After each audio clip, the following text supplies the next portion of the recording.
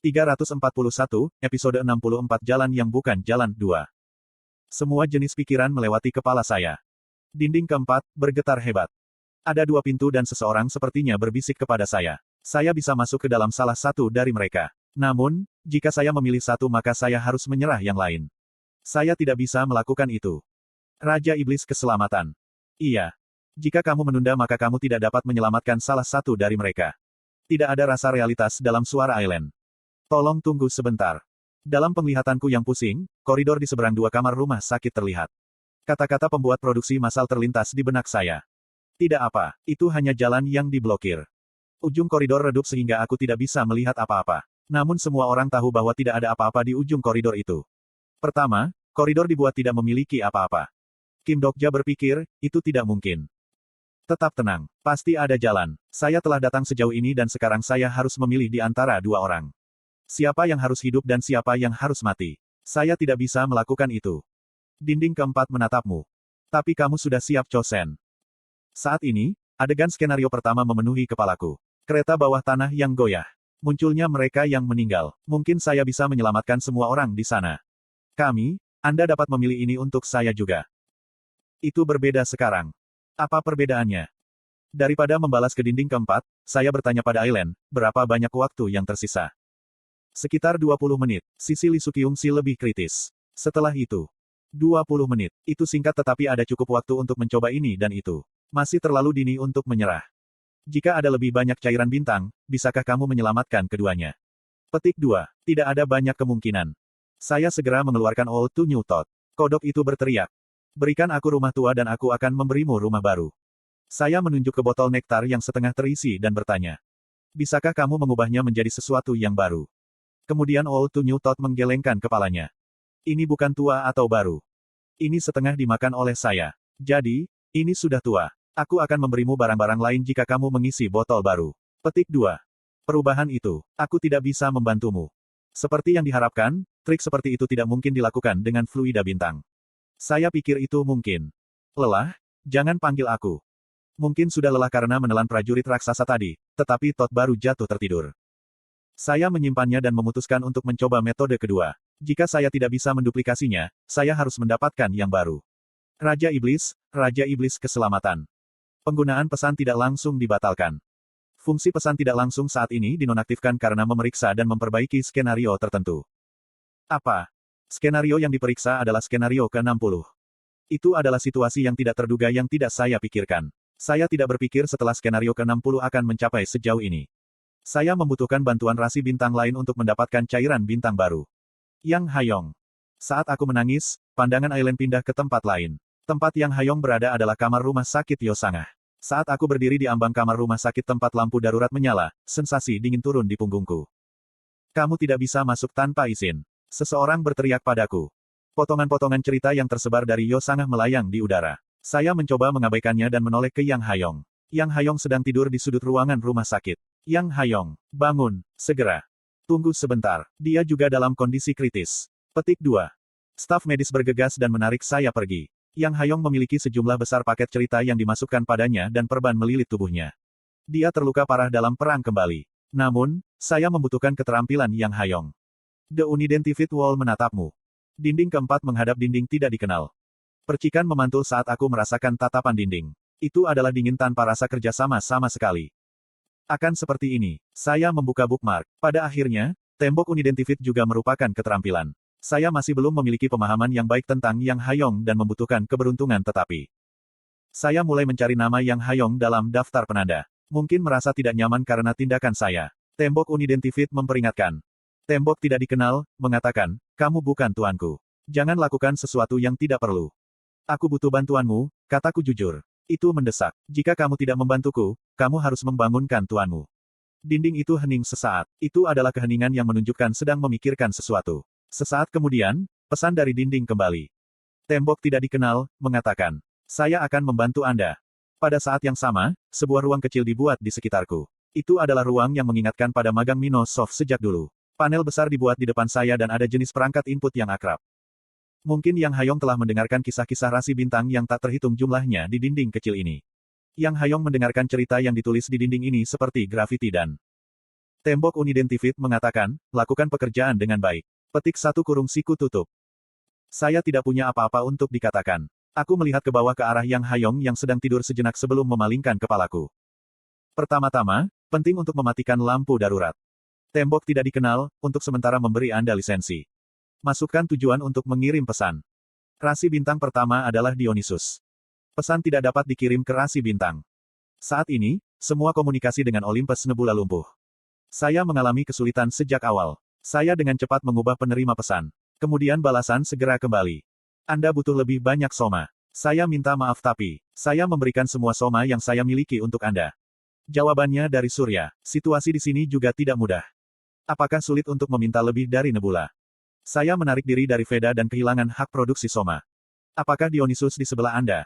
Setelah beberapa saat, ada jawaban dari Surya. Baru-baru ini, Olympus menderita dari kisah kelaparan dan persediaan nektar terputus. Tidak ada lagi yang tersisa untuk diberikan kepada Anda. Saya mengerti. Terima kasih. Maaf saya tidak bisa membantu. Tidak. Mustahil untuk meminta sesuatu lebih jauh ketika saya sudah menerima bantuan Surya di Gigantomachia. Saya memikirkan berbagai jenis cairan bintang yang muncul di Ways of Survival melalui kepala saya. Namun, tidak ada yang bisa menggantikan nektar dan soma yang tersedia segera. Dengan putus asa aku menggigit bibirku. Jika perawatan tidak memungkinkan maka saya harus mencari cara lain. Mengirim pesan ke rasi bintang, Queen of the Darkest Spring. Karena Persephone dan Hades bukan anggota Olympus, dimungkinkan untuk berkomunikasi dengan mereka melalui tembok tidak dikenal. Saya tidak ingin menggunakan metode ini tetapi bukan waktunya untuk menutupi air dingin dengan air hangat.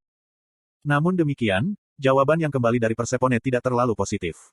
San, seperti yang Anda tahu, kehadiran yang dipecah melalui aliran kesadaran adalah semua jiwa di dunia ini pergi ke dunia bawah tetapi itu adalah kasus ketika jiwa masih utuh. Tanda hubung. Seperti yang diharapkan, seperti ini.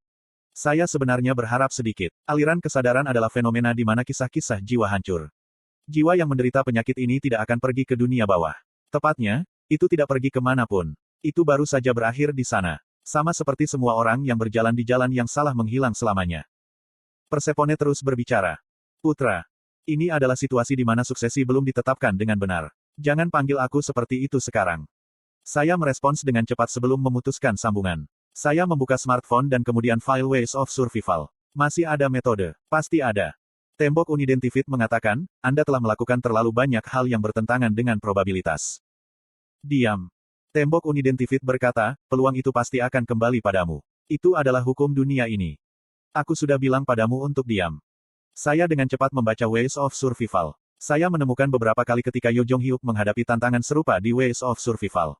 Misalnya, babak 161 dan 275.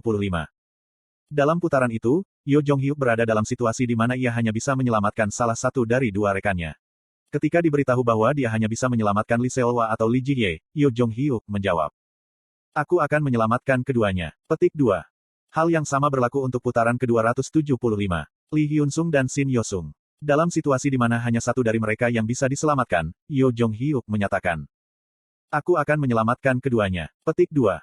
Ini adalah jawaban Yo Jong Hyuk. Dengan demikian, Yo Jong Hyuk dari babak 161 dan 275 gagal. Dia tidak bisa menyelamatkan Lee Seolwa, Lee Ji-hye, Lee Hyun-sung atau Shin Yo-sung. Lalu dia mati sendiri. Namun setiap saat, Yo Jong Hyuk membuat pilihan yang sama dan saya akan memilih yang sama. Tangan kanan saya memegang telepon bergetar dengan gugup dan saya mencengkeramnya dengan erat. Namun Kim Dok-ja bukan Yo Jong Hyuk. Yo Jong Hyuk dapat membuat pilihan seperti itu karena dia adalah seorang regresi. Seorang regresor berbeda dari saya. Eksistensi yang bisa mengulang kehidupan berkali-kali. Di sisi lain, saya hanya punya satu kehidupan ini. Karena itu, hidup ini tidak memungkinkan saya untuk melakukan kesalahan. Jika saya melakukan kesalahan, seseorang akan mati. Jadi, saya tidak bisa membuat kesalahan. Saya telah datang sejauh ini sambil mengambil risiko kemungkinan memutar. Sampai pada titik ini, saya pikir saya telah melakukannya dengan baik. Briares memberitahuku. Nasib nyata tidak bisa dihindari. Jika Anda menghindarinya, kemungkinan harus terdistorsi. Pelintiran probabilitas harus diselesaikan oleh seseorang. Saya tahu betul. Hanya saja, saya tidak puas. Mengapa? Jasi. Kenapa? Mengapa mereka yang harus menyelesaikannya? Dok Jasi. 1 tetes, 2 tetes. Suara yang menyentuhku seperti setetes air melalui granit keras. Saya melihat ke belakang. Dok Jasi, saya baik-baik saja. Melalui tirai kamar rumah sakit tempat Yosanga berbaring, serpihan-serpihan kisah yang pecah mengalir keluar dan berbicara kepada saya. Simpan Sukyungsi. Tidak ada suara yang keluar dari mulutku yang setengah terbuka. Namun dia menjawab seolah dia mendengar kata-kataku. Saya punya cara untuk bertahan hidup. Saya sudah menemukan jalan melalui sistem Hermes. Skill Lie Detection Level 7, diaktifkan. Anda telah mengkonfirmasi bahwa pernyataan itu salah. Yosang. Dok Jasi. Itu tidak dimaksudkan untuk memanggilku. Suara Yosanga sangat keras. Suatu hari, saya ingat suatu waktu ketika saya bekerja sama dengan Yosanga. Meski begitu, Yosanga tetap sama. Setiap kali dia bersikeras sesuatu yang dia pikir benar, dia tidak akan pernah membungkuk.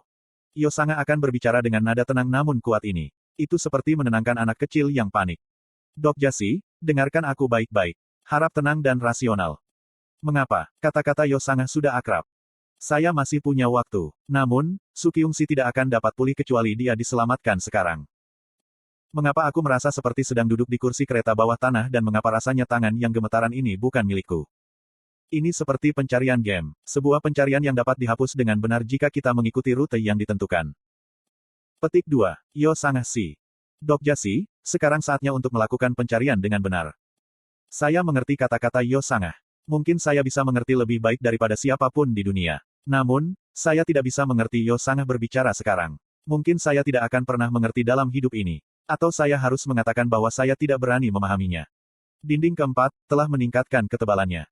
Seperti Yosanga yang berdiri di kereta bawah tanah, saya berdiri dan menyatakan, Aileen.